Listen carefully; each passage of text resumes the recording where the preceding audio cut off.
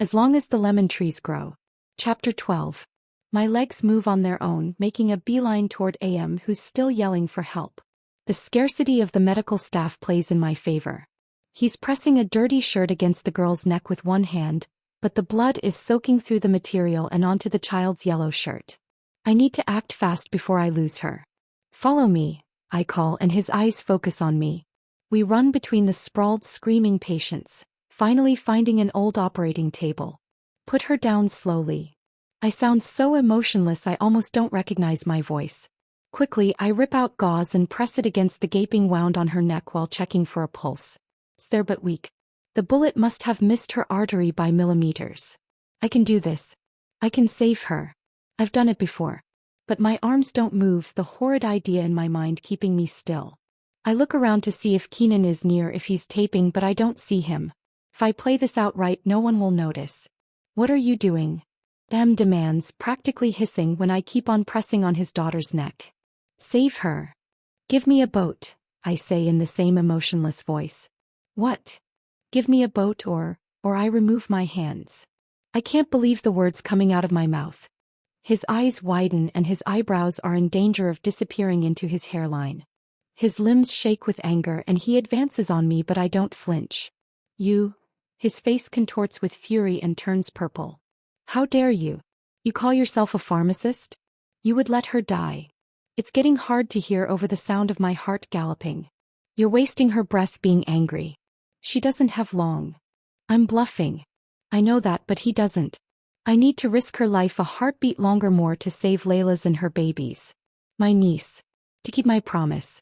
His daughter jerks under my hands, about to reach her limit.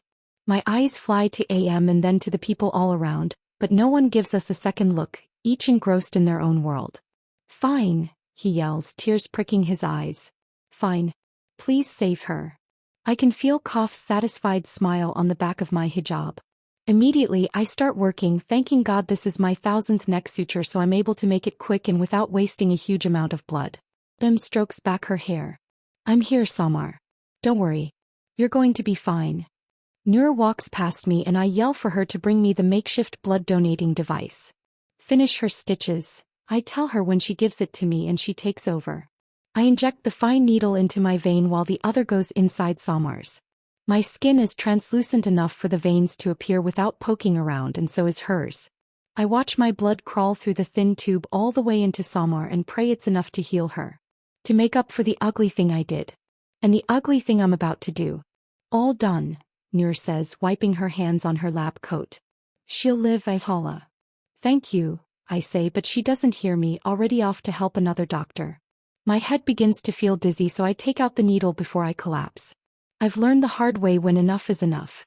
I turn to stare at him, who's watching me curiously. His dislike for me is still there, but there's something else. Gratitude. Even though he's trying his best to hide it. My mouth feels dry, but I force myself to speak. You will get a boat for Layla and me. And it's not going to be $4,000. He barks out a harsh laugh. What makes you think I'll keep my word? You've already saved her life. Unless you're thinking of slashing her throat. But then again, it wouldn't surprise me after what you did. What do you think Dr. Ziad would say if he knew about this? Dr. Ziad would say if he knew about this? My chest hurts at the thought. I shove Am's insults down into the darkest corners of my heart.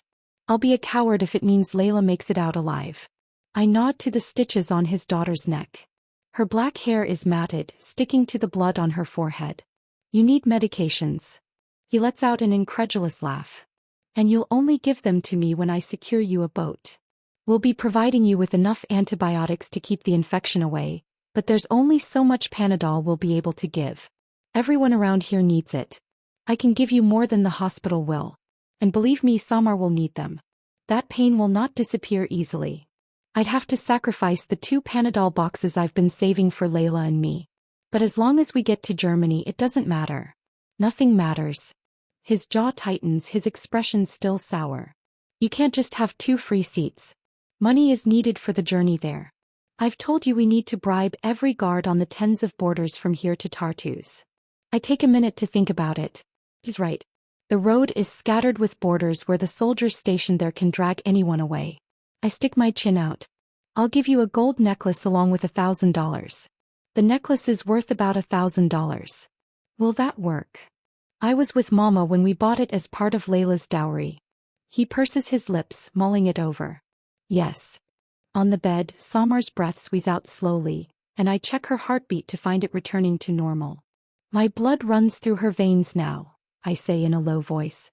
Nausea is tight and heavy on my tongue. A side effect of giving my blood. I'm a part of her. You owe me. He sits down heavily on the plastic chair and takes Samar's tiny hand in his rough one. Be here tomorrow at 9 a.m. with the money and gold. He pauses and looks at me half disbelieving.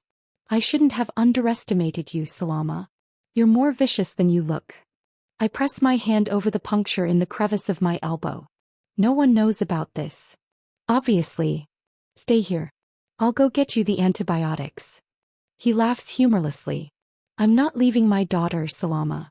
Not when her life is in your hands. I walk away, quickly wiping the tears forming in my eyes and press my shaking hands to my chest. What did I do? Before going back to get the medications, I wash my hands. I scrub until the red isn't from blood but from rawness as my skin protests with discomfort. Then, alone in the tiny stockroom, I clutch my stomach and sink to the ground. My trembling doesn't stop and the tears, spurred by my mountain-sized guilt, blur my vision. What would Mama say? Hamza, my brother who was going to be a resident at this hospital. I used a little girl's life as collateral. I risked her life. You did what you had to do, Kof says behind me. And it worked. Hamza would understand. And even if he didn't, these are dangerous times. You need to live. Samar could have died. I hiccup. I was going to have an innocent girl's murder on my conscience. But she didn't, Kof points out. She's alive and you have your boat. Now get up, wipe your nose and give AM his antibiotics for today. This is all for Layla, remember? Layla. Would she understand? Or would she be filled with horror? I can never tell her. Kof taps his foot. You have to leave. If word of this gets out, what do you think Dr. Ziad would do? Your reputation will be sullied. When I hand AM the antibiotic pills, he shakes his head at me like he still can't believe what happened. Neither can I. I feel like a spectator hovering outside my body, watching my muscles move on their own. I scurry back to my stockroom, passing by Dr. Ziad, who smiles, and my shame deepens. I shouldn't be allowed here. I shouldn't be trusted with people's lives.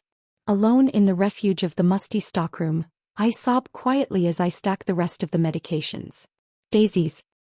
Daisies. Sweet, sweet smelling. My voice breaks and tears drip on the floor beside my feet as a horrible realization dawns on me. I may escape from Syria. My feet could touch European shores, the waves of the sea lapping against my shivering legs and the salt air coating my lips. I would be safer. But I won't have survived.